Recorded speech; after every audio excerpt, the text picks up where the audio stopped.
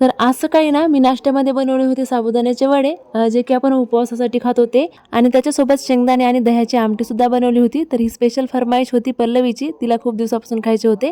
तेलकट होते म्हणून मी टाळत होते, सकाळी सकाळी कोणी खाणार नाही म्हणून, पण आज बनवलेच होते. एकदम क्रिस्पी झाले होते, छान असे. सगळ्यांनाच खूप जास्त आवडले, सगळ्यांनी खाल्ले सुद्धा. तेलकट असले तरी एखाद्या वेळेस खायला चालतं. आणि मग आता उन्हाळ्यामध्ये लेकरांची दुपारच्या वेळेला तर आईस्क्रीम खाण्याची फरमाईश असतेच, त्यासाठी मी सकाळीच आईस्क्रीम बनवायला घेतली नाश्ता झाला की.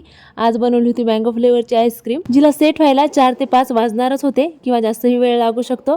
तर मग दुपारच्या जेवणामध्ये मी बनवली होती शेवग्याच्या शेंगाची भाजी, चपात्या आणि रस.